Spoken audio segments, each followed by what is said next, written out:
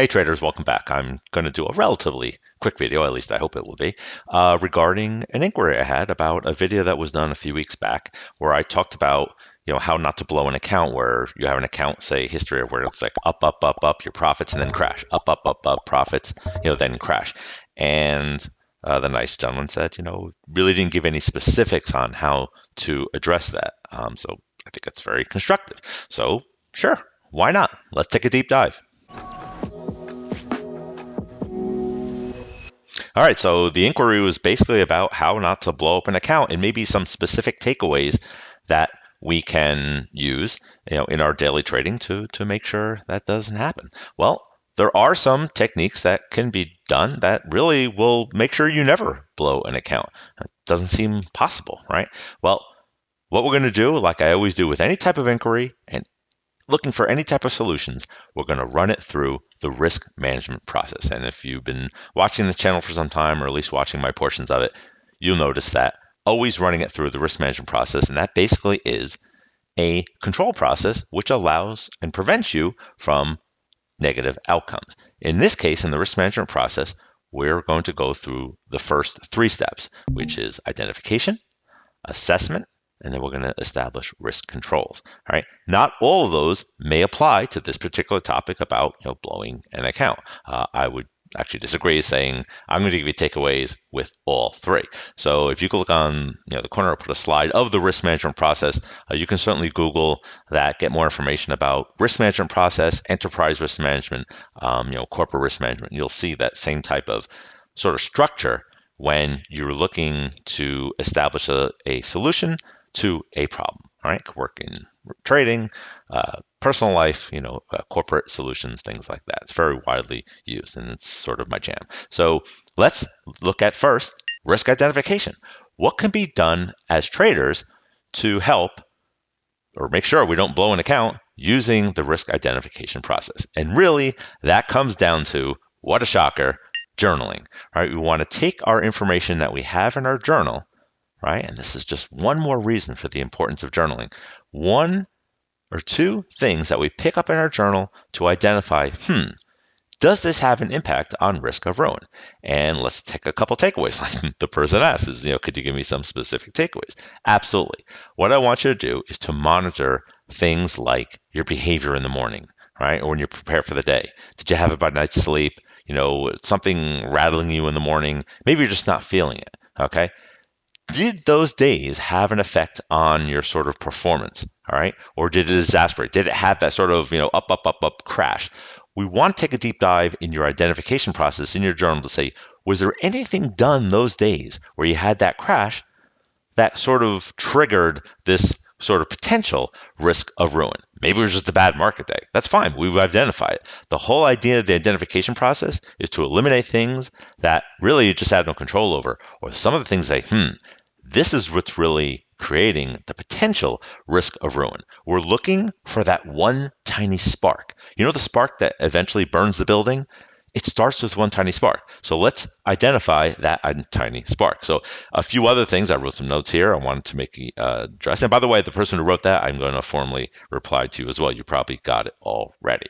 Think about things like this. Look at your journal and say, did I change my size overall after a losing trades or after a series of losing trades? Risk of ruin rarely happens with just bad performance over a long period of time. I mean, just the math says you have a 50-50 shot. So usually it's either poor risk management or sizing. Size kills. Size is the number one reason for ultimately risk of ruin or demise of traders. So we want to see, did you change your size? Maybe you're trying to catch up, get to break even for the day.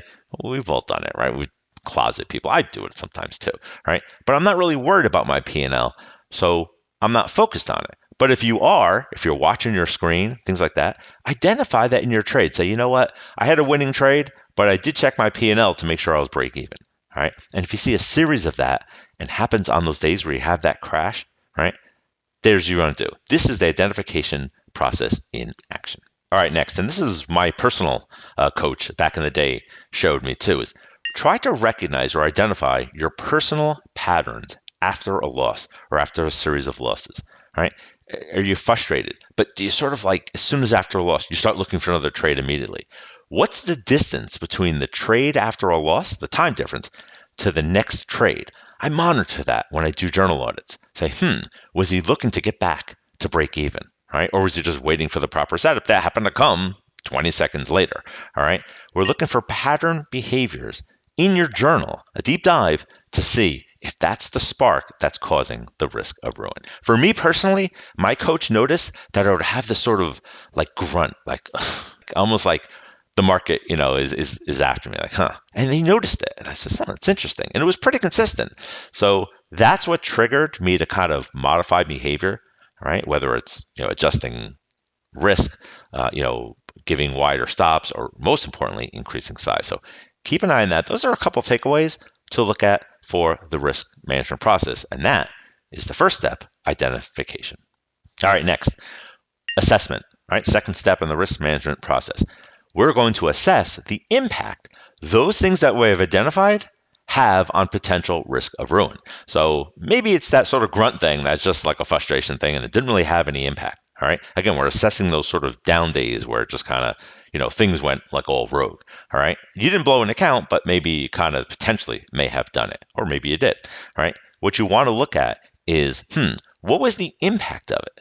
All right. If you have a series of events where you don't feel that, it was a negative thing you identified, but it just didn't have an impact. I know a lot of traders, things done with sleep studies, and I had my own done, that showed that it can have a big impact on your trading. But for me, it didn't have much of an impact on the decision-making process. I'm not trying to go against science here, but that was one of the things that the outcome of it. I'm going to get another one done and say maybe that was just an outlier. All right. So you want to look at certain things that you've identified. Did they have an actual impact? When I teach risk management, whether it's in the corporate field or even in the trading space, I'm looking for, you get that notice that you identified there's some pencils missing in the supply room at work, right? Is that a big deal? Most people say no, and it probably isn't. But you know what? Who's taking them? And, there's new laptops being stored there too. So a risk management person would look and say, it's something that we need to look at. But as far as assessment, it really hasn't had an impact on our trading. So you want to identify and try and pick out the ones that say, wow, this is the spark. This is the one that may crush me. All right, I need to focus on that. All right, and the third step in the risk management process, risk controls. I've always been a big preacher that risk controls are the key, most leveraged value instruments that you can use in risk management to prevent you from not only going bust, but really help you get to where you want to go as a trader. And we're going to use technology, a key factor in the risk control process in trading, because we use our platform and things like that to help us prevent risk of ruin. The first thing, this is a no-brainer. You don't need a risk manager to tell you this. Have stops in place. Have that uncle point, okay? Even if it's catastrophic. So you don't blow an account just because of some weird thing that happened in a news event, things like that.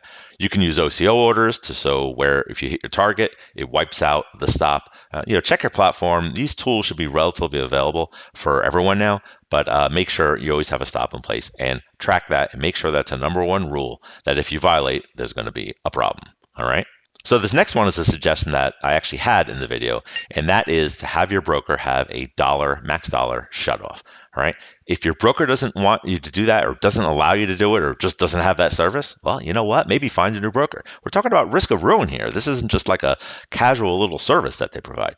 You're in business. Make some valuable decisions based on your business. You need the tools. You want to stay alive. You want to keep those doors open. You may have to make some bold decisions. And having a broker that allows these things, it saved me way back in my career. I hated my broker for that regard, but he was really cool. And a couple of times I asked him to reopen, and he wouldn't do it for me. So I thought that was really cool. Of course, never got a Christmas card, but he really helped me early in my development. Look at your broker to see if they have those types of features. All right, next, here's a risk control. It's a personal one, right? So it may not have as much of effect because we tend to do things, sort of break the rules, but establish some penalties for you if you break rules that affect your risk of ruin. So say you don't use stops on a certain trades, or maybe you up your size after a loss. These are things that we've identified already, right? Set penalties to where, you know what?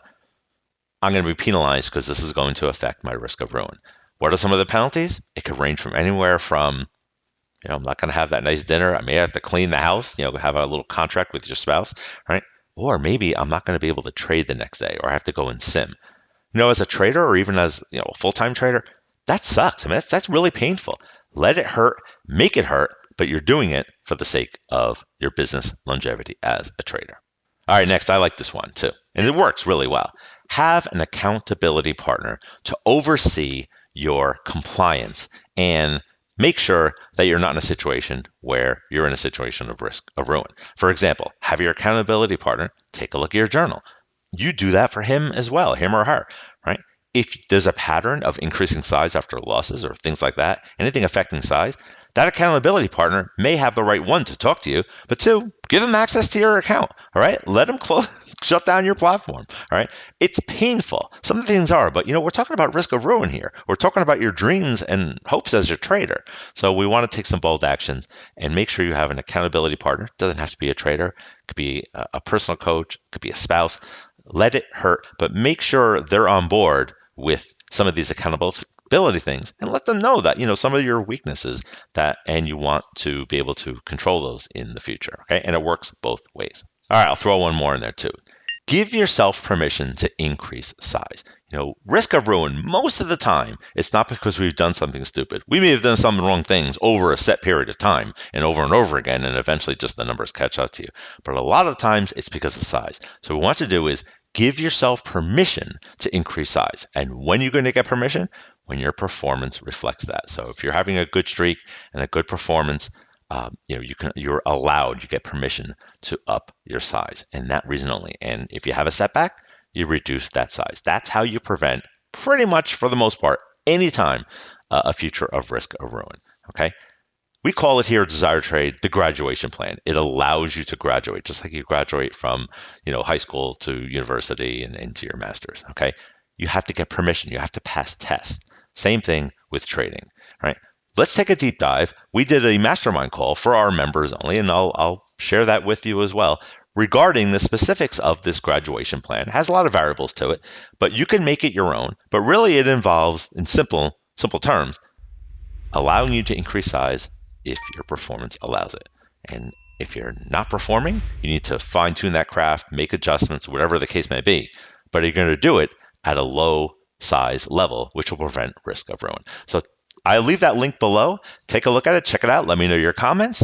And I hope this video was short enough. Maybe it wasn't as short as I want it to be, but I hope you got some really cool tips, some really cool risk management tips, going through the risk management process on how to prevent risk of ruin. Okay? Thanks again. Enjoy that video. Let me know your comments, and we'll see you next time.